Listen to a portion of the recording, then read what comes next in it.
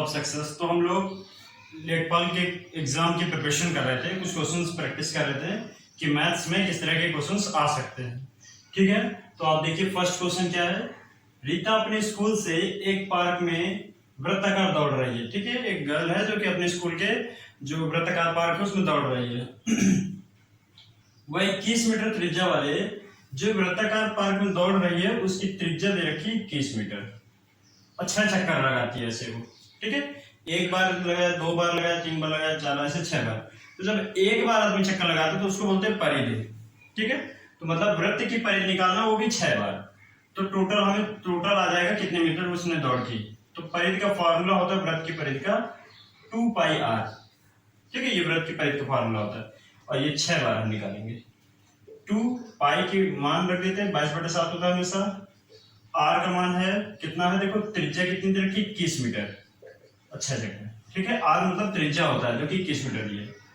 7 से 21 काट दो 3, 3 से 2 को गुणा करो 6, 6 को 6 से गुणा करो कितना 36, 22 इंटू 36 गुणा कर लो तो 36 दूनी 72, 36 दूनी 72 7, ये 792।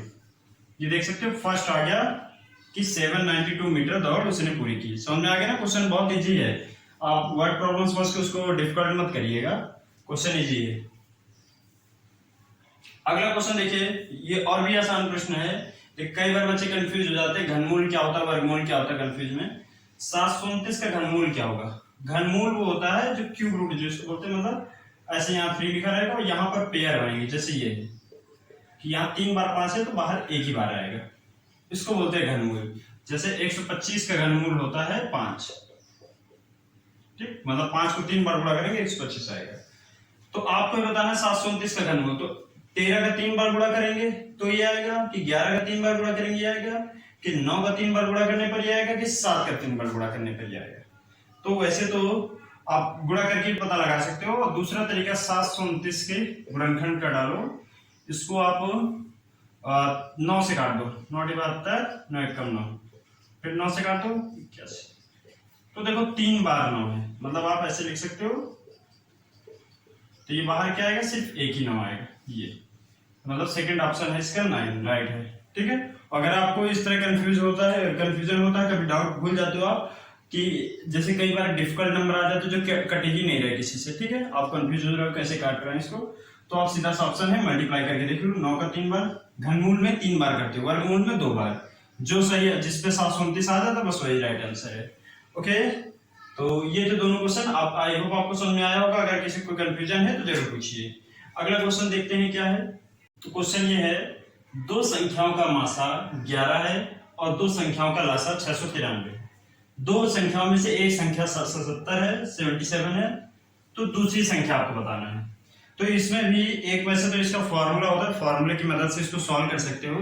लेकिन अगर फॉर्मूला नहीं याद है या नहीं पता है तो आप देखो 77 और ऐसे कौन सा नंबर ले लें कि उसका मासा जो है 11 है, ठीक है, और लासा 693 है, ये भी आपको देखना पड़ेगा। तो इस तरह से भी आप सॉल्व कर सकते हैं। जैसे आपने 77 और 66 ले लिया पहले, ठीक है, दोनों का आपने मासा निकाला 11 आ रहा है, लेकिन जब लासा निकाला तो इतना नहीं आ रहा, कुछ और आ रहा है।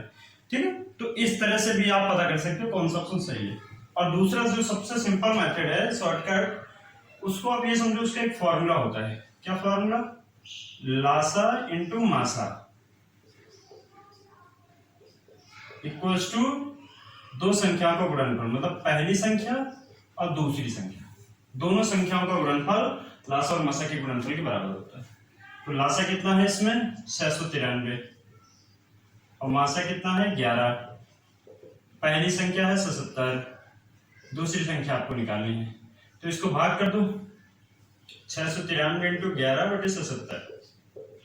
देखो 11 से काट दो 7 हो गया, और 7 से इसको काट दो 7 नहीं 63, कितना हुआ 6, फिर 7 नहीं 63। तो कौन सा ऑप्शन सही हुआ, थर्ड ऑप्शन। ठीक है, तो फिर भी मैंने समझाने के लिए किया, आप ये समझो दोनों का गुणा करके इससे भाग कर देना है, फिर आ जाएगा। तो इस हिसाब से कौन सा ऑप्शन सही आ रहा है, तीसरा। तो ये सिंपल सा फॉर्मूला है, आप इस फॉर्मूले की मदद लोगे तो ज्यादा इजी रहेगा। लेकिन अनफॉर्चुनेटली अगर आप फॉर्मूला भूल जाते हो तो आपके पास सेकंड ऑप्शन ये है कि आप ये नंबर और कोई एक नंबर करके आपको उसका लासा मासा निकाल के देखना पड़ेगा, जिसपे फिट बैठ के बस वही राइट आंसर है। ओके, अब देख सकते हो दूसरा क्वेश्चन क्या है, रूट 81 अपॉन रूट 0.09 का मान क्या होगा। क्वेश्चन आसान है, जिन लोगों का थोड़ा सा बेसिक अलजेब्रा थोड़ा सा स्ट्रॉन्ग होगा बिल्कुल इजी क्वेश्चन है।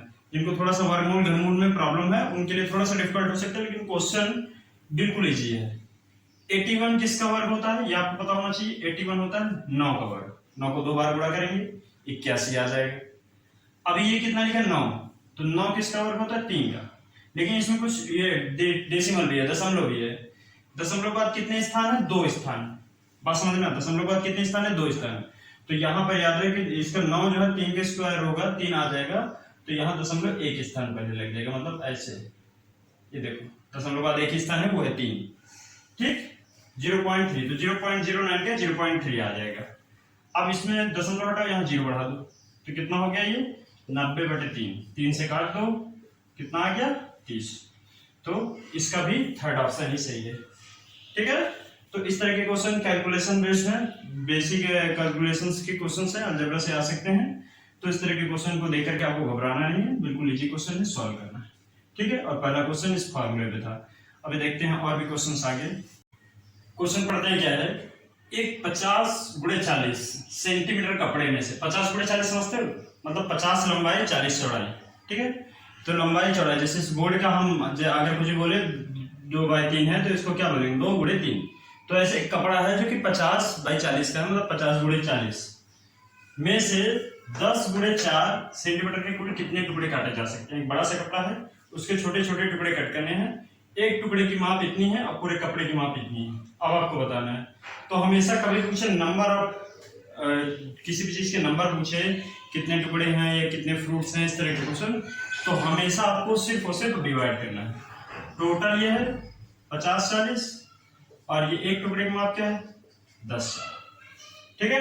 पूरे को सॉल्व कर लो, आ जाएगा। बात समझ आना, ये पूरा ये था पूरे कपड़े की माप, ये है एक टुकड़े की माप ये। अब इसको सॉल्व कर लो, 10 × 5 = 50 हो गया और 4 से काट दो 10। तो अब 10 और 5 का गुणा कर लो, 5 और 10 का गुणा करोगे, कौन सा ऑप्शन सही होगा उसका सेकंड ऑप्शन। ऐसे 50 टुकड़े बनाए जा सकते हैं, ठीक है। तो ये पूरे कपड़े की माप में से एक टुकड़े की माप से भाग कर देना। अगला क्वेश्चन देखो क्या है, रीड करो इसको। क्या लिखा हुआ है, एक सप्ताह में एक साधारण वर्ष में कुल कितने सप्ताह होते हैं। एक जो सिंपल ईयर होता है उसमें कितने, तो टोटल जैसे कभी फरवरी जो है 29 की पड़ जाती है, कभी 28 की, इसको लीप वर्ष बोलते हैं, ठीक है।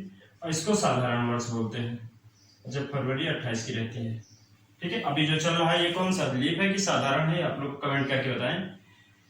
तो 29 है 28 है, तो जिसमें फरवरी 28 की होती है उसमें टोटल साल में 365 दिन होते हैं, और इसमें एक दिन बढ़ जाता है तो ये जाते 366 दिन, ठीक। अभी हमसे किसकी बात कर रहा है, साधारण वर्ष, मतलब इसमें जिसमें फरवरी 28 होते हैं टोटल 365 दिन होते हैं। सप्ताह पूछ रहा है, एक सप्ताह में कितने दिन होते हैं 7। तो अगर आप देखो समझो क्वेश्चन को, तो जो ऊपर क्वेश्चन लिखा है और जो नीचे क्वेश्चन लिखा है दोनों का मीनिंग सेम ही है। इसमें पूरे 365 दिन में से 7 के कितने टुकड़े बनेंगे, इस हिसाब से पूछ रहा है, जिस ऊपर वाले क्वेश्चन पूछ रहा है। टोटल कुल दिन कितने होते हैं 365, एक सप्ताह में कितने होते हैं 7। तो 7 करके आपको पार्ट में डिवाइड करना है, ठीक है। जैसे इसमें था टोटल इतने हुए जिसमें इस पार्ट के डिवाइड करने थे, तो ऐसे इसमें टोटल 365 है, 7 से डिवाइड करो। तो करोगे क्या, इसमें 365 को भाग कर दोगे 7 से, तो देखो 7 पर 35, एक हुआ, फिर 7 दूनी 14, फिर 1 हुआ, ठीक है। तो टोटल कितने सप्ताह निकले, 52 सप्ताह, ठीक है। तो मतलब ऐसे टोटल 52 सप्ताह होते हैं और एक दिन एक्स्ट्रा होता है। इसीलिए कभी भी ध्यान दीजिएगा कि अगर इस वर्ष मंगलवार से शुरू हुआ ये वर्ष, तो अगला वर्ष जो है बुधवार से शुरू होगा, ठीक है। अगर बुधवार से शुरू हुआ तो अगला बृहस्पतिवार से शुरू होगा, इस तरह होता है। तो ये टोटल इसका मतलब ये हो गया कि 52 प्रॉपर वीक होते हैं, वीक्स होते हैं, ठीक है। तो 52 वीक्स हो गया, तो 52 इज द राइट आंसर, और 1 इसका क्या हो गया, रिमेनिंग पार्ट, ठीक है, बचा हुआ। उससे हमें कोई मतलब नहीं है, हमको पूछ रहा था कितने सप्ताह हैं, तो सप्ताह कितने होंगे 52, ठीक है। तो आई होप आप लोगों को समझ में आया होगा। अगर कोई नहीं आया है, कोई कंफ्यूजन है तो जरूर पूछिए। और मैं जैसा हमेशा बोलता हूँ, अगर प्रैक्टिस कर रहे हो, कोई डाउट है तो वो भी डाउट पूछ सकते हैं। ठीक है, तो आज के वीडियो के लिए बस इतना ही रखते हैं, बाकी हम नेक्स्ट वीडियो में कंटिन्यू करेंगे। So thank you so much for watching this video.